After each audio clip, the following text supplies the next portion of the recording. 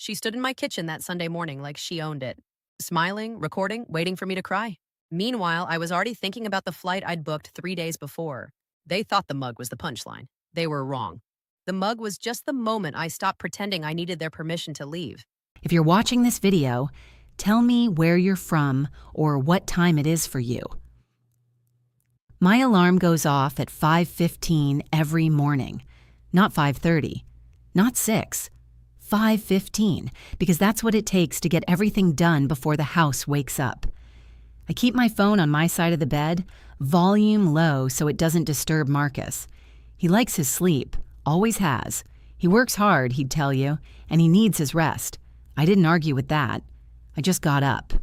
I'd slip out from under the covers and find my slippers in the dark. They're always in the same place, left side of the bed, lined up against the nightstand. I bought them 3 years ago from a discount bin at Marshall's. Dark green with a rubber sole. I wore them until the left one started splitting at the toe, then I superglued it shut and kept going. That was me in that house. Functional, repaired, still going. I'd pad downstairs and start the coffee first. Marcus took it strong. 2 scoops of dark roast, a splash of oat milk he didn't know was oat milk because I'd been putting it in the same container for a year. His cholesterol was high. He wasn't going to do anything about it himself. By 5:30, I'd have coffee brewing, and I'd start moving through the kitchen the way I always did, quietly, efficiently, like muscle memory. Jordan's lunch prep the night before was waiting in the fridge. I'd set it on the counter next to his backpack so he wouldn't forget it. He forgot it twice a week anyway, but I put it there. I had a system. I had a whole life built out of systems, actually. And for a long time, I told myself that was love. I'm not sure anymore. Maybe it was love at the start, but by the end, it was just habit wearing love's clothes. Marcus and I met at a work conference in Charlotte. I was doing freelance graphic design back then.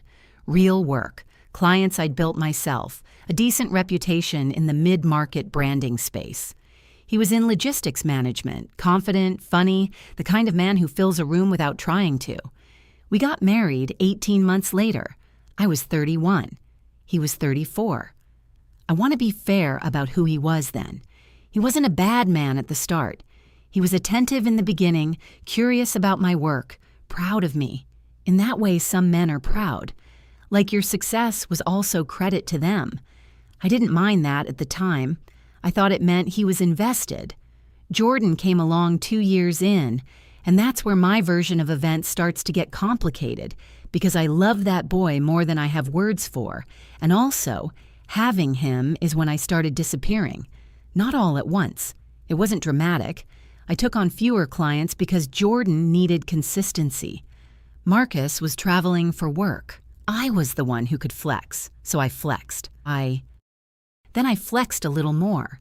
Then one year I looked at my client list and there were 2 names on it where there used to be 15, and I told myself that was fine, that this was the season we were in, that I'd ramp back up when Jordan was older. Jordan turned 16. I had 1 client. Meanwhile, the house was immaculate. Jordan's schedule was managed. Marcus had a wife who kept the machinery running so smoothly, he forgot there was machinery.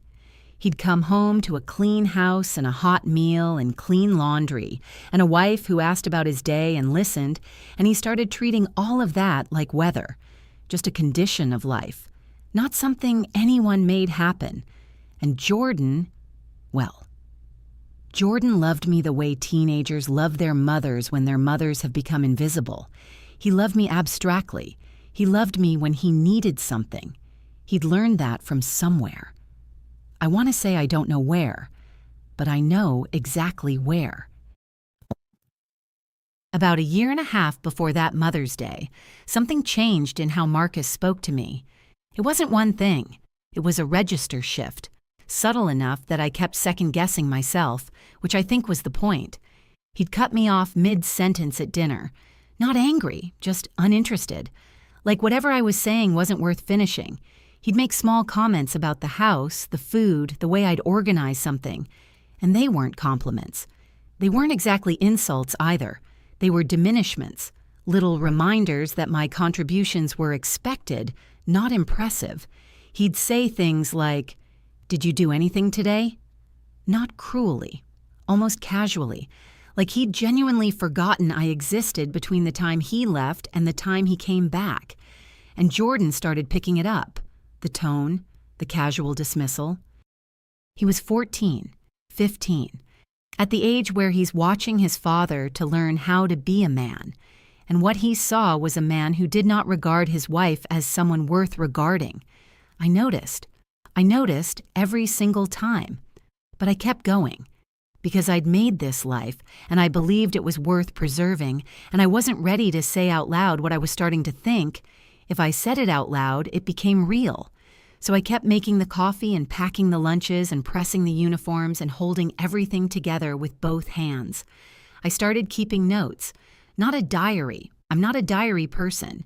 Just the notes app on my phone. Short entries, dates, and facts. Things said, things done, things ignored. I didn't know why I was doing it at first. I told myself it was for clarity, that I was writing things down so I wouldn't gaslight myself later. But looking back, I think part of me already knew I was building a record. Mother's Day that year was a Sunday in May, clear and warm, the kind of morning that feels like a promise. I was up at 5:15. I made Marcus's coffee. I made Jordan's favorite breakfast, buttermilk waffles with the blueberry compote he liked, turkey bacon, fresh squeezed orange juice from the bag of oranges I'd bought on Thursday specifically for this morning. I set the table with the good placemats. I put a small vase of flowers in the center, yellow tulips I'd picked up from the grocery store 2 days before. I wanted it to feel like something. Marcus came downstairs first, around 7. He looked at the table and said, "Oh, nice," and poured himself a cup of coffee. Jordan came down 20 minutes later, still in his sleep shirt, phone already in his hand. He sat down and started eating without saying good morning. I sat across from them and ate and waited. After the plates were mostly cleared, Marcus said, "Hey, we got you something." He said it the way you'd say, "By the way, I stopped for gas." Jordan put down his fork and picked up his phone. The gift was on the kitchen counter. Marcus brought it over. A white ceramic mug with black letters. He handed it to me with this look on his face. That look I know, the one that means he's already deciding the shape of your reaction before you have it. I read it. World's most pointless woman. Marcus burst out laughing, deep, full-body laughing, like this was the funniest thing that had ever occurred in this kitchen. Jordan had his phone up, recording. His shoulders were shaking. He got it on video, the whole thing, my face when I read it. I read it again. I looked at Marcus. I looked at Jordan. I looked back at the mug. And then I smiled. Not because I thought it was funny. I smiled the way you smile when you've just received the last piece of information you needed. When something you suspected gets confirmed, and the confirming of it is almost a relief. I set the mug down on the counter. I cleared the table. I washed the dishes. Neither of them offered to help. That night, Marcus fell asleep watching television. Jordan was in his room. I sat at the kitchen table, the same one where it happened, still in the same house, still in the same life for a few more days. And I opened my phone. I found the Notes app, the file I'd been keeping since October of the year before. It had 43 entries, 43 small, plain records of the ways I had been made to feel like a footnote in my own home. I scrolled through some of them, not all of them, just enough. Then I added the 44th, May 12th, Mother's Day. Woke at 5:15, made waffles and compote and fresh OJ, set the table with flowers, gift, white ceramic mug, 3 words. Jordan recorded my face on his phone. Marcus laughed until he had tears. I smiled and cleared the table. I read it back once. Then I closed the app and sat there for a while in the quiet kitchen. The dishwasher was running. The clock above the stove said 9:47. Outside, the neighbor's dog was barking at something in the dark. I wasn't crying. I want to be clear about that. I'd moved past the kind of hurt that makes you cry. This was something colder. something more like decision. I knew what was on the other side of what I was feeling. I'd known for a while. I just hadn't let myself get all the way there yet. That night, I got all the way there. Here's something I've never told anyone. 3 days before Mother's Day, that Thursday, I almost talked myself out of leaving. I went to move Marcus's gym bag from the back seat of his car to make room for some groceries, and when I picked it up, a pamphlet slid out and fell on the garage floor. I picked it up. It was from a counseling center, one of those folded tri-panel things, the kind with soft stock photography of couples sitting across from each other looking thoughtful. My heart did something complicated. Because here's the thing. Marcus had never once suggested we see a counselor. Never. Not in 12 years. Anytime I'd brought it up, twice, maybe 3 times over the years, he'd deflected. Said things were fine. Said I was overthinking. So that pamphlet felt like evidence of something I hadn't expected. I stood there in the garage holding it, and I thought, maybe he knows. Maybe he sees it. Maybe he's trying to figure out how to fix it and just hasn't said anything yet. I put the pamphlet back carefully. I told myself to wait, to give it until after the weekend, to see if he said anything. He didn't say anything. What he said instead was, "World's most pointless woman," and he laughed until he cried. Later, I found out the pamphlet was from his company's employee wellness fair. They gave them out at the benefits table. It meant nothing. He probably hadn't even read it.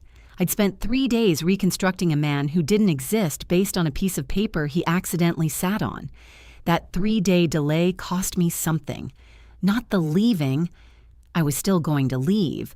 But it cost me the clean version of the decision. I had to grieve the hope again after I'd let it back in.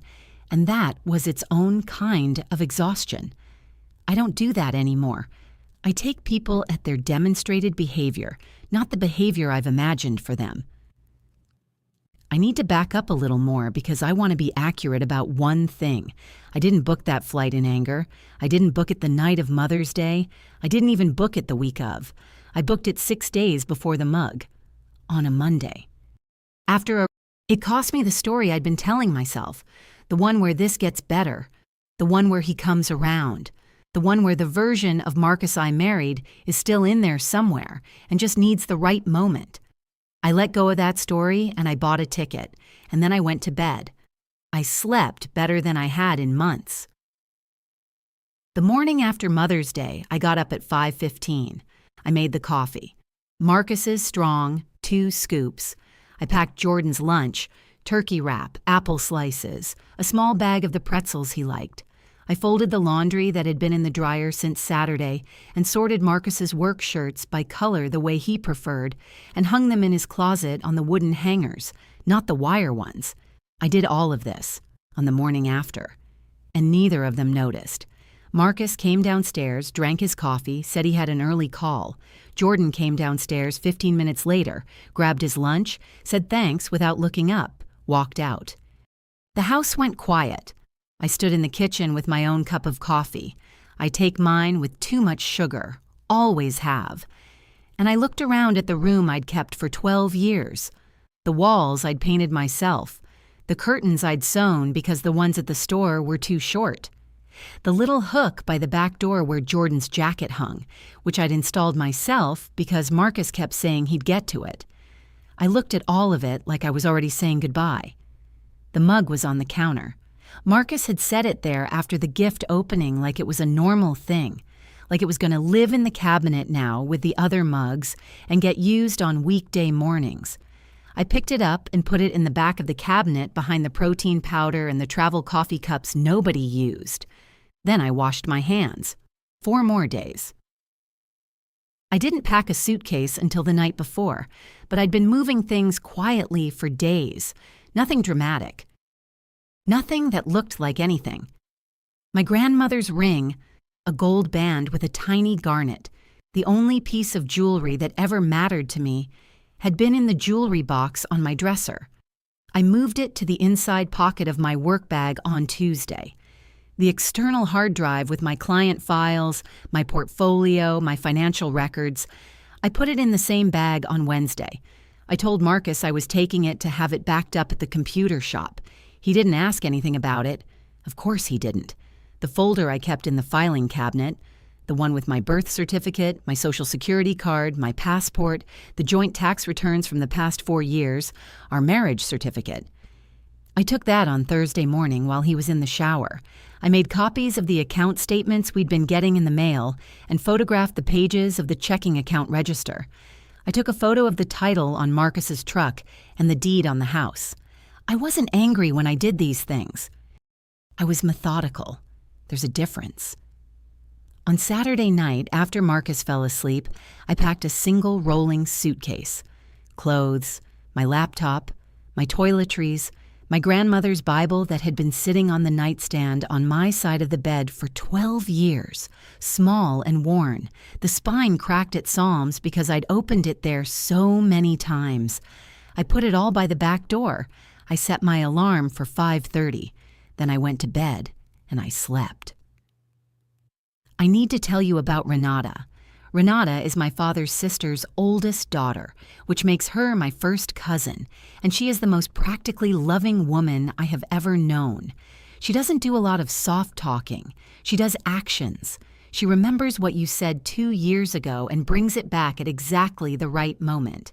She is the person you call when you need someone who will not waste time asking you how you feel and will instead ask you what you need. She met Marcus once, at my wedding. She was polite to him. Warm even. But afterward, in the hotel bathroom, she looked at me in the mirror and said, "You sure?" Just those 2 words. I said yes. She nodded and didn't say another word about it. Not because she gave up, because she understood that I'd made my choice and she respected me too much to pick at it. But she never forgot what she saw. When I called her on the Wednesday before I left, she picked up on the second ring. It was 9 at night, Atlanta time. I said, "Renata, I need to tell you something." She said, "Okay." I told her what was happening. Not all the history. She didn't need all of it. Just the present, the mug, the ticket, the plan. She was quiet for a moment. Then she said, "The room's already made up. It's been made up for a while." I had to put the phone down for a second, not because I was crying, because of how it felt to be known like that. To have someone say, without drama, without "I told you so," without anything except steady warmth, "I was ready for you before you were ready to go." She told me to text her my flight information. She said she'd have groceries in the house. She asked if I needed anything specific, and I said just somewhere quiet, and she said, "Baby, I got a whole guest room and a porch, and I don't ask a lot of questions." That was the full conversation. That was all I needed. The Saturday night before I left, I cooked. I didn't have to. I could have ordered something, made sandwiches, called it done. Nobody would have noticed the difference. But I cooked. I don't know exactly why. Part of me thinks it was a form of ceremony, something I needed to finish in order to be fully finished. I made baked chicken thighs with a honey garlic glaze. Marcus's favorite has been since before we were married. I made pan cornbread from scratch. I roasted sweet potato cubes with olive oil and smoked paprika. I made a simple salad with the lemon dressing Jordan used to ask me to make when he was little, back when he still talked to me at the table. I set the table. 3 places. Marcus came in, saw the food, said, "Smells good," and sat down. Jordan came in, sat down, put his phone face up next to his plate. I asked him to put it away during dinner. He sighed, that particular teenage sigh that sounds like a small door closing, but he put it in his pocket. We ate. Marcus talked about a logistics issue at work. I listened. Jordan ate efficiently, the way teenage boys eat, like fuel consumption rather than enjoyment.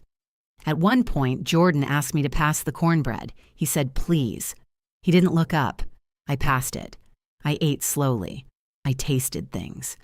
I paid attention to the way the light came through the kitchen window at that hour, amber and a little dusty, the way it always was on summer evenings. I paid attention to the sound of the refrigerator hum and the click of cutlery and Marcus's voice going on about freight corridors. I thought, this is the last time. I didn't feel sad exactly. I felt like someone standing at the end of something long, looking back at the whole length of it, trying to see it clearly before the view was gone. After dinner, Marcus went to the living room. Jordan went upstairs. I washed the dishes. Nobody helped. I was gone by 6 in the morning. I'd been awake since 5. I dressed in the dark. Jeans, a comfortable shirt, the gray cardigan I wore on planes. I carried my suitcase downstairs one step at a time, careful not to let the wheels bump. I'd already moved everything important to my work bag days ago. I stood in the kitchen for 2 minutes, not hesitating, just standing, just finishing. I picked up my keys out of habit, then put them back on the hook. I wasn't taking the car. I'd arranged a rideshare to the airport. From my phone, I sent Marcus one text. I typed it carefully. I'd written it 4 times in the Notes app over the past week, refining it. What I wanted to say, what I didn't need to say. I wanted it to be plain and clear and not cruel. Not because he deserved that consideration, but because I did. The message said, I've left. I'll be in touch about next steps. Take care of Jordan. I hit send. I walked out the back door, and I left it unlocked because Marcus had his key, and I went around the side of the house to the driveway and waited in the early morning for the rideshare to arrive. It was a silver Camry. The driver didn't say much. The radio was on low, something instrumental. I watched my neighborhood slide past the window. The cul-de-sac where Jordan learned to ride a bike. The corner where we used to take evening walks in the first years. The church where we went on Christmas and Easter and where I'd stopped going 3 years ago because it made me too sad for reasons I couldn't explain at the time. Then I was on the highway, and then I was at the airport, and then I was moving through security with my boarding pass on my phone and my suitcase and my grandmother's Bible and my ring, and I did not look back. I ordered a black coffee at the gate. I sat by the window and watched the planes. My phone lit up at 7:58. Marcus, calling. I let it ring. I was in Atlanta for 2 weeks before Marcus posted on Facebook. I know because Renata's daughter Camille sent me a screenshot with a message that just said, "You need to see this." It was a public post. Marcus had written it himself or someone helped him. It was more composed than he usually wrote. It said that his wife had left without warning, that the family was worried, that if anyone had heard from her or knew where she was, to please reach out. He said they just wanted her home safe. He said the family needed her. He used the word family 4 times. He had not used that word once to me in the last 18 months in any meaningful way, as far as I could recall.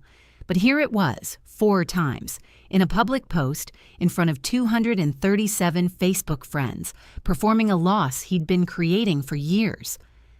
I sat with Renata on her porch when I read it. She handed me a glass of sweet tea and didn't say anything, which was exactly right. My phone started going.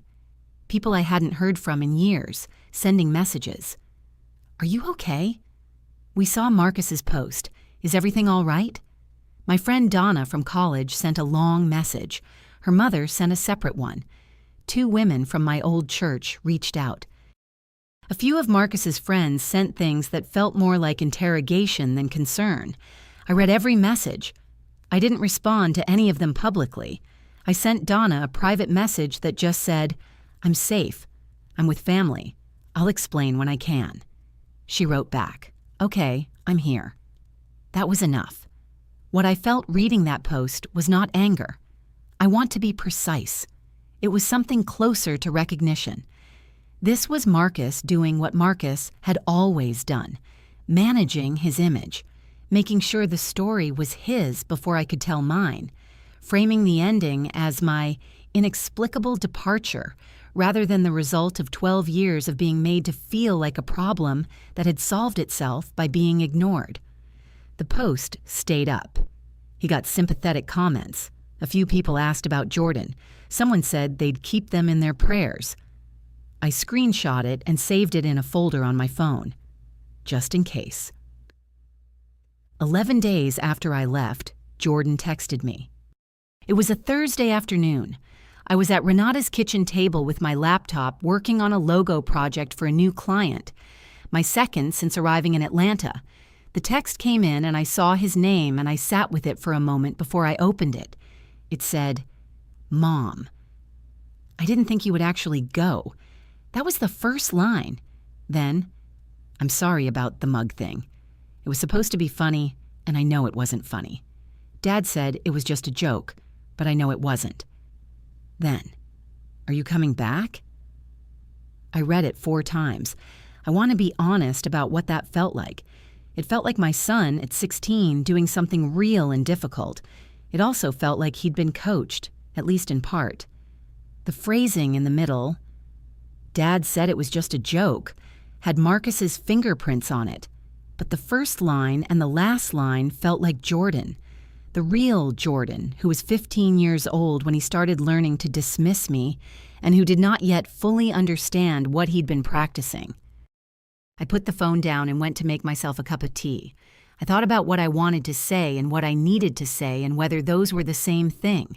I texted him back that night. I said, I love you. I'm not gone. I'm just somewhere else.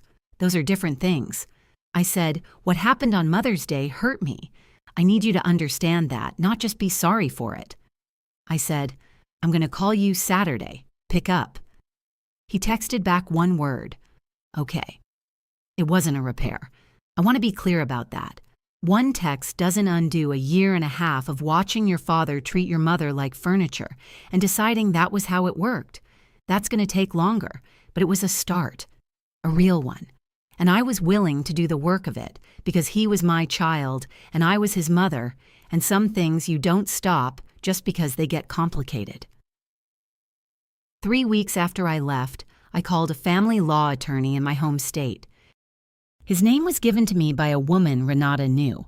Not a friend of a friend, but a woman who'd been through a divorce herself and came out the other side standing.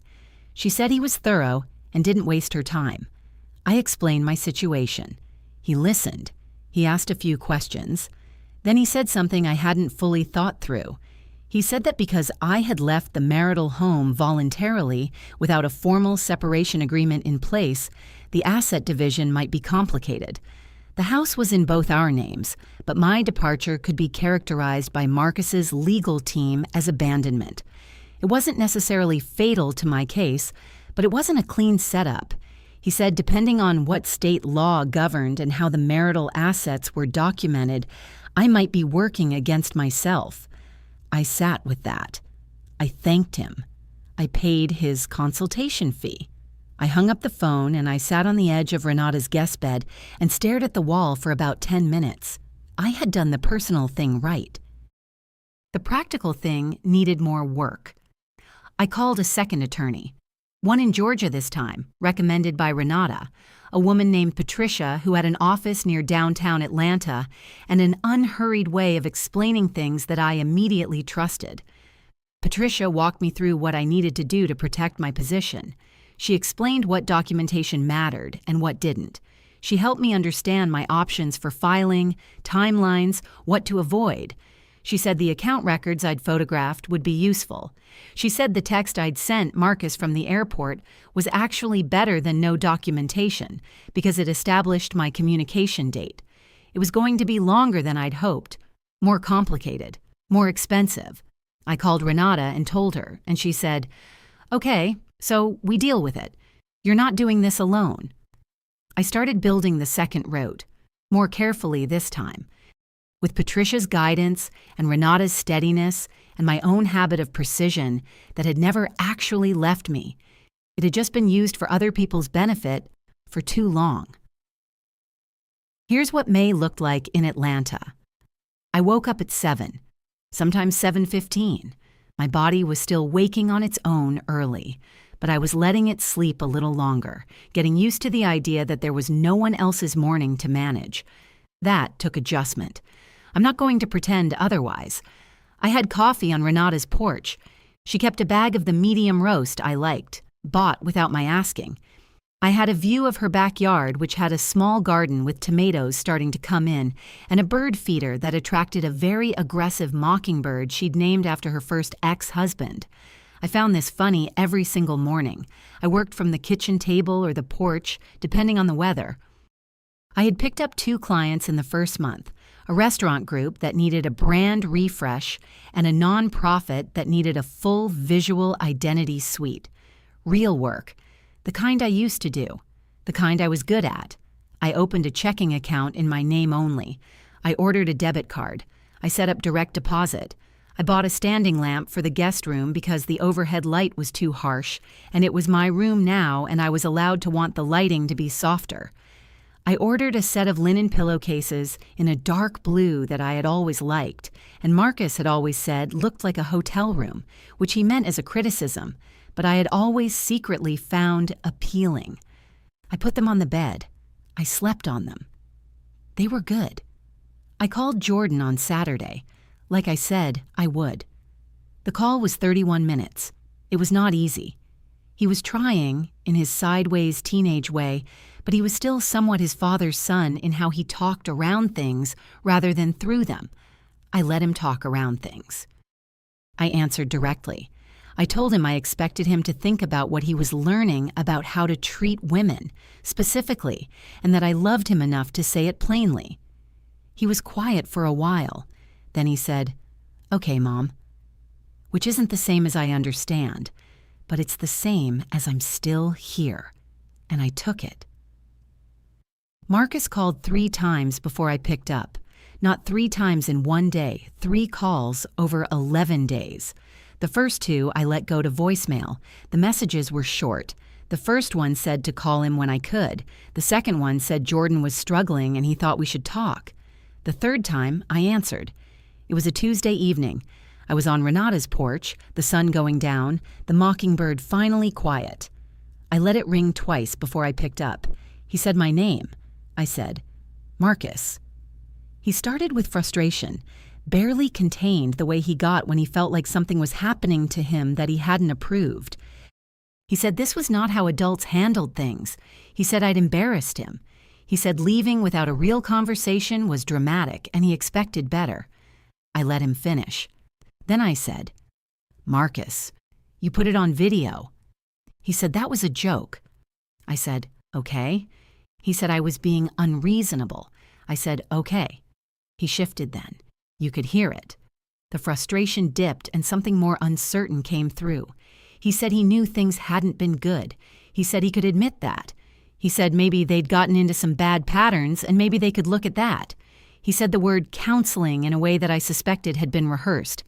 I thought about that pamphlet in his gym bag, the one from the wellness fair, the one I'd built a whole 3-day hope out of. I said, "Marcus, I'm talking to an attorney. You should do the same." There was a long pause. Not the pause where someone is thinking. The pause where someone is realizing they no longer have the power to determine the pace of a situation. I had lived in his pauses for 12 years. This one felt different. This one was his. I didn't fill it. He said, "So that's it." I said, "I'll be in touch through the legal process. Please make sure Jordan has what he needs." I ended the call. I sat on the porch for a little while after. The neighbor 2 houses down was mowing their lawn. The smell of cut grass came over the fence. Renata came out with 2 glasses of iced tea and sat down beside me without asking anything. We sat there until it got dark. I called Jordan on a Saturday, 2 weeks after I talked to Marcus. It was different from the first call, quieter. He'd had time to sit with things, and I think something had shifted. I'm not sure what exactly. Maybe something Marcus said, maybe just the ongoing reality of a house that now functioned less smoothly than it used to. Maybe just growing up by 2 more weeks. He picked up before the second ring. I said, "Hey, baby." He said, "Hey, Mom." We talked about his baseball. The team was doing okay. He'd started in 2 games since I left. He told me about a hit he got, described the whole at-bat, the count, the pitch, where the ball landed. I listened to every word. I asked follow-up questions.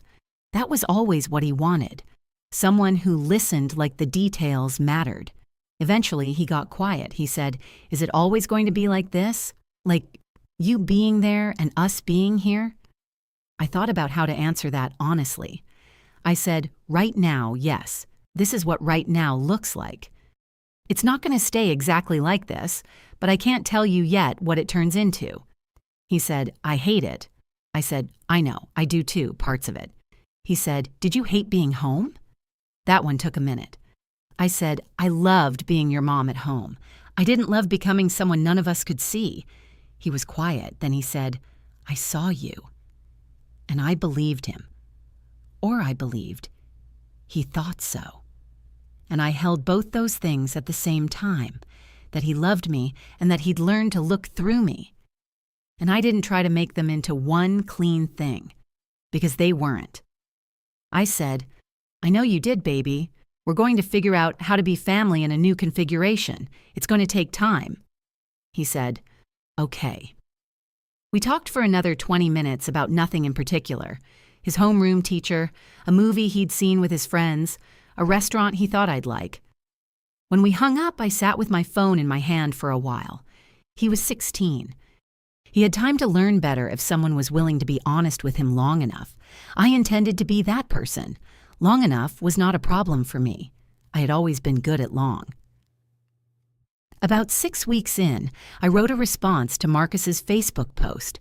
I wrote it in my notes app, same place where I'd kept my entries for months.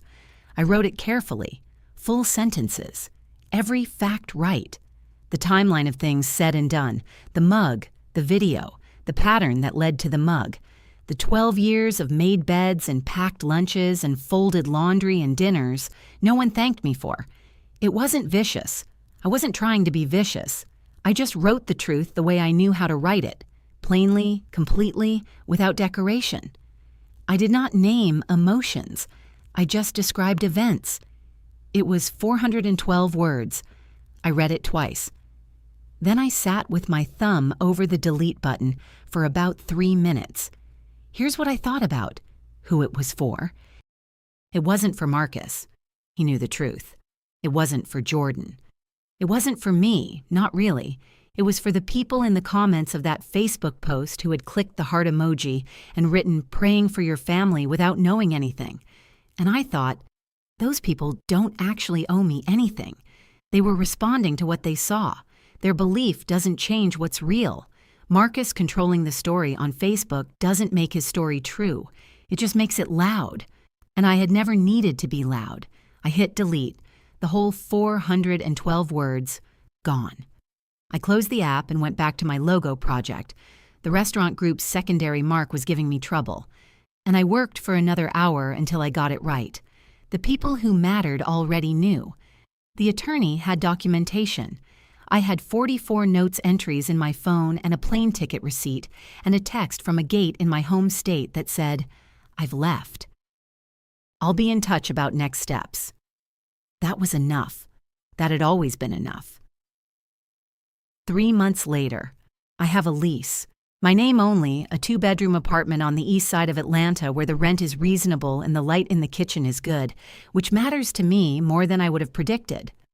I moved in on a Saturday with Renata and her daughter Camille in a truck we rented for 4 hours. We got everything in on the first trip. The freelance work has grown. 4 clients now, and one of them has turned into something ongoing. A small marketing agency that wants me on retainer for their brand work. It's not what I was making before I scaled back, not yet. But it's mine. Every dollar of it is mine. Patricia is handling the divorce. It is not fast. It is not without friction. Marcus has an attorney who is trying to characterize my departure in ways that Patricia handles with a quiet efficiency that I find deeply comforting. We have a path forward. It is not the path I'd have chosen, but it is a clear one. Jordan visited for a weekend last month. He slept on the couch. I haven't set up the second bedroom as a proper room yet, but I bought a good air mattress and a real set of sheets. We went to a Braves game. We ate at a place Camille recommended, good Southern food, and he ate more than I'd seen him eat in years. He was awkward with me in some moments and completely himself in others. I held both. He told me, somewhere between the 3rd inning and a plate of fried catfish, that his father had put the mug away. I asked where. He said he didn't know.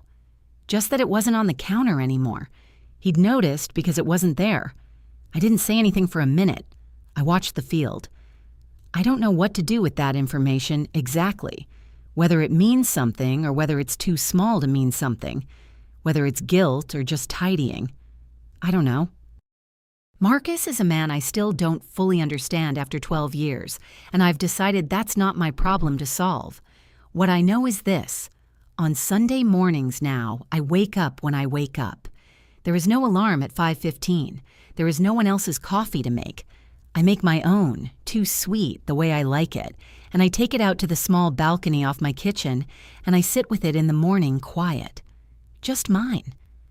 I spent a long time making things easy for people who never asked themselves what it cost me. I'm not angry about that anymore. Anger is a fire that needs tending, and I have other things to tend now. But I'm not going back. Not to that house. Not to that version of myself. Not to a life where the question of whether I mattered got answered with a white ceramic mug and someone else's laughter. I'm not the world's most pointless woman. I never was. I was just the woman who took the longest to believe it.